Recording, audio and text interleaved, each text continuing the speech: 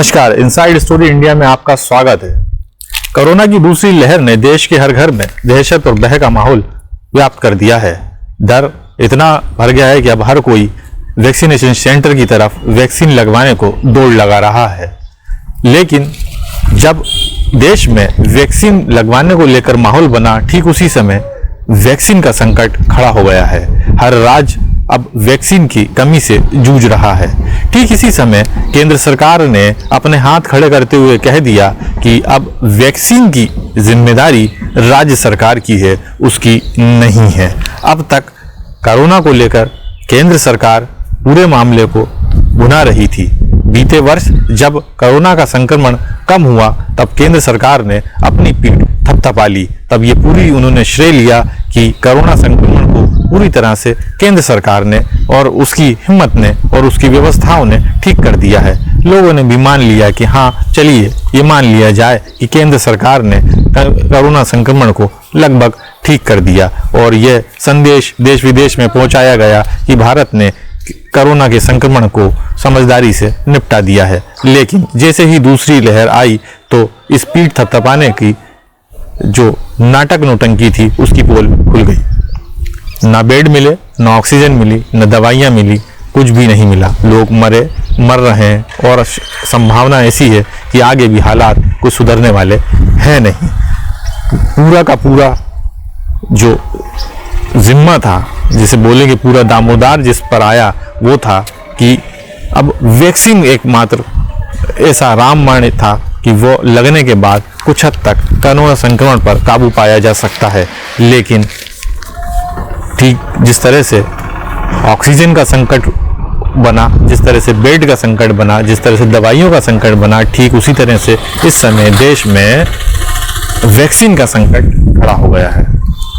जैसे ही संकट आया केंद्र सरकार ने अपने कदम पीछे ले लिए, क्योंकि वह श्रेय तो ले सकते हैं अच्छाई का, पर जैसे ही कोई जिम्मेदारी की बात आएगी तो वो राज्य सरकारों की तरफ हाथ कर देंगे।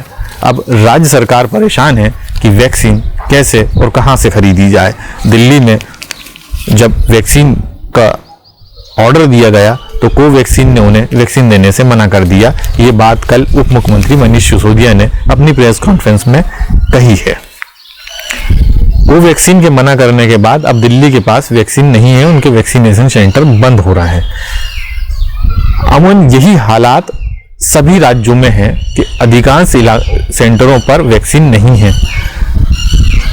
1 मई से केंद्र सरकार ने 18 से अधिक उम्र के लोगों को वैक्सीन लगाने की बात कही। 1 मई से कई राज्यों में वैक्सीन उपलब्ध नहीं हुई और वैक्सीनेशन सेंटर पर वैक्सीन नहीं पहुंची, जिसकी वजह से रजिस्ट्रेशन करने वालों को वैक्सीन नहीं मिली।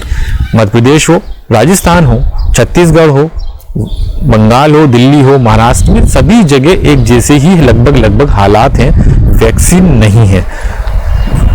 पहली डोज जिन लोगों को मिल गई है वैक्सीन की, वह दूसरी डोज का इंतजार कर रहे हैं। कहीं दूसरा डोज उपलब्ध है, कहीं नहीं है।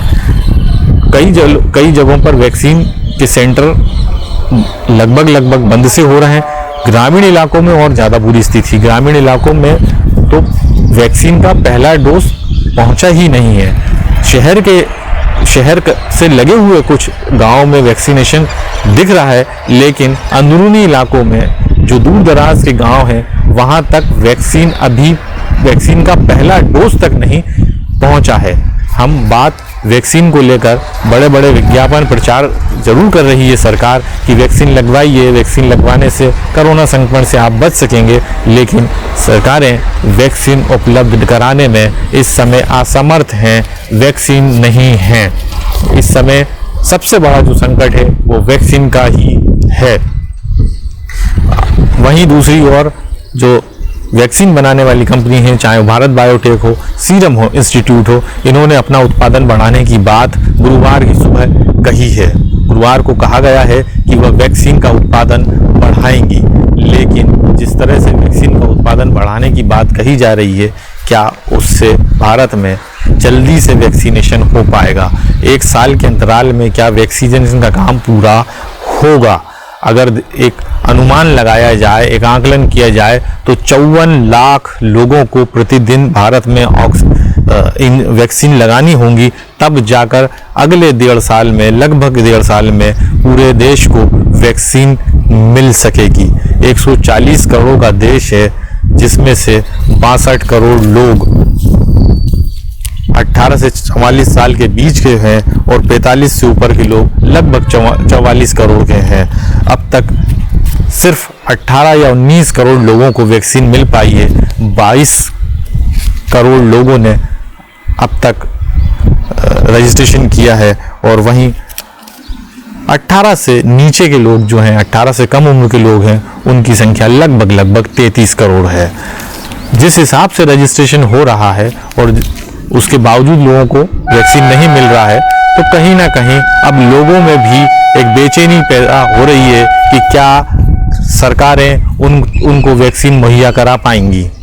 पहले जब लोग वैक्सीन नहीं लगवा रहे थे, वे रुचि नहीं ले रहे थे लगाने में, तब सरकारें लगी हुई थी दुनिया भर के प्रचार तंत्र में कि वैक्सीन लगवाइए। लेकिन जब जैसे ही देश में वैक्सीन लगवाने का माहौल बना और लोग वैक्सीन सेंटर की तरफ जाने लगे, ठीक उसी समय वैक्सीन का संकट आ गया।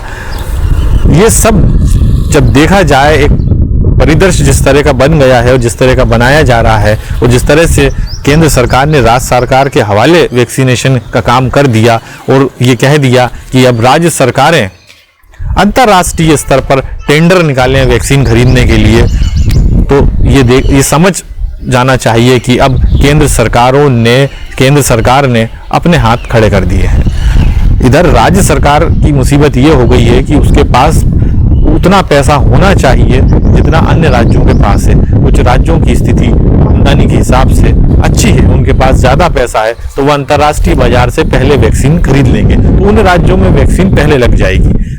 जिन राज्यों की स्थिति ठीक नहीं है, आमदनी के हिसाब से उनके पास उतना पैसा नहीं है कि वो अंतर्राष्ट्रीय बाजार में जाकर वैक्सीन उतनी मूल्य पर खरीद सके, तो उनको बाद में मिलेगी। तो एक ही देश में किसी को बाद में मिलेगी, किसी को पहले मिलेगी। जिसके पास पैसा होगा उसको वैक्सीन पहले मिल जाएगी। तो अब ये राज्यों पर निर्भर करता है कि वह अपने लोगों को कब वैक्सीन मुहैया करा पाएंगे। लेकिन जिस तरह से वैक्सीनेशन का काम चल रहा है, उससे बिल्कुल ऐसा नहीं लगता है कि आने वाले 5 या 10 साल में भी वैक्सीनेशन का काम पूरा हो सकेगा और देश के हर नागरिक को वैक्सीन लग जाएगी।